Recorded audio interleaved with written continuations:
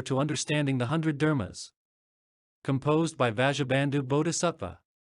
Translated by Tripitaka Master Xian Zong of the Tang Dynasty. English by City of 10,000 Buddhas. www.cttbusa.org. The author. This Shastra was composed by Vasubandhu Bodhisattva, whose given name translates as heavenly relative and also as the Lord's relative. Some say that he was the younger brother of Lord God. There is really no need to try and research this, people just take it on faith. Vasubandhu Bodhisattva had 2 brothers. Vasubandhu was their family name. His elder brother's name was Asanga, which means unattached. Heavenly relative was the second born, and the youngest of the 3 was named Virinchivatsa. Virinchi was their mother's name, and vatsa is the Sanskrit word which means son of, and so he was known as the son of Virinchi. But this brother is too young to come into our present discussion, other than to be introduced to you. All 3 of these brothers were extremely intelligent. They lived about 900 years after the Buddha entered Nirvana. Although they were intelligent, each initially held his own prejudiced view. Later on, they gave up their prejudices. To begin with, the eldest brother wanted to be unattached, and although he had no attachments, he preferred the great vehicle Buddha Dharma. Heavenly relative was attached to small vehicle Buddha Dharma. He felt that it was the true Buddha Dharma, and he not only studied it, but aided those involved in small vehicle Buddhism in berating and slandering the great vehicle. Even though his older brother studied great vehicle Buddhism, heavenly relatives still said it was not true and that the Buddha had not spoken any such Dharma. He did not believe the Dharma Flower Sutra, the Shurangama Sutra, the Flower Adornment Sutra, or any great vehicle Buddhism. He, in fact, became a specialist in undermining great vehicle Dharma.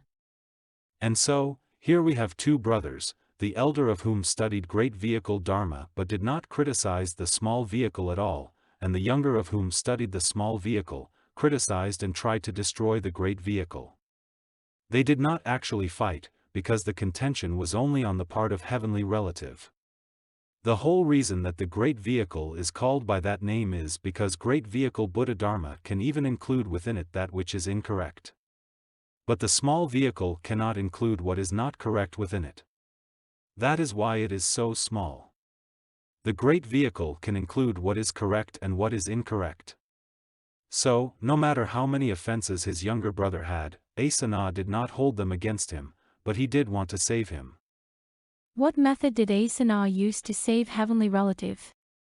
He wrote his younger brother saying, "Although we do not study the same teachings, still, our relationship as brothers is a fact. We are close relatives for sure, and we both acknowledge this true relationship which exists between us. Now, I know that I am going to die pretty soon, and I would like to see you. This is especially so because I would like your help in doing something, and I believe that you will fulfill my wish in spite of everything. If you do not do this for me, then when I die, I will not be able to close my eyes."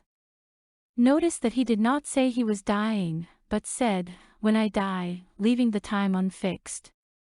How could a younger brother not respond to such a sincere letter? Even though they studied 2 different teachings, heavenly relative decided he should go visit his brother Asanga. When he got there he asked what it was his elder brother wished him to do so that Asanga would be able to close his eyes when he died. Asanga said, "I would like you to help me recite the Dharma Flower Sutra, the Shurangama Sutra, and the Flower Adornment Sutra. I would like you to read each one of them to me."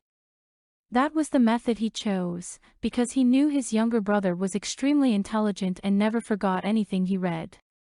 Thereupon, heavenly relative, in order to fulfill his elder brother's last wish, proceeded to do something that he really did not want to do.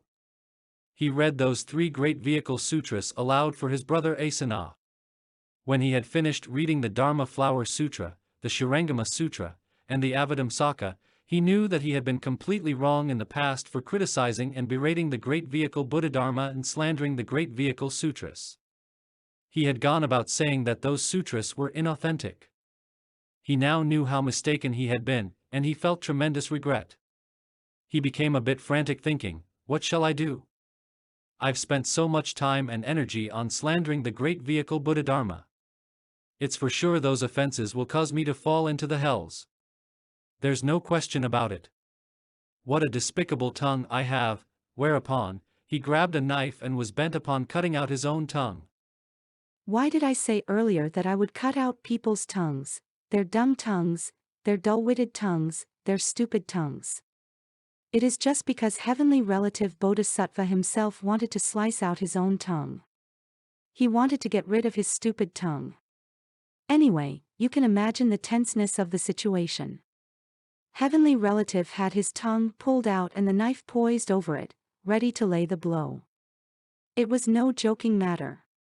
He was really going to do it. At that point his elder brother, Unattached, said soothingly, "Second brother, what are you doing? How about telling me what you're up to?" Heavenly relative said, "My offenses are too great. I've been continually slandering the great vehicle Buddha-Dharma. Now upon reading those 3 sutras, I know that the doctrines of the great vehicle are incomparably wonderful. My slander of the great vehicle is going to put me in the hell of pulling out tongues, is it not? So I will just cut out my own tongue right now while I am still alive."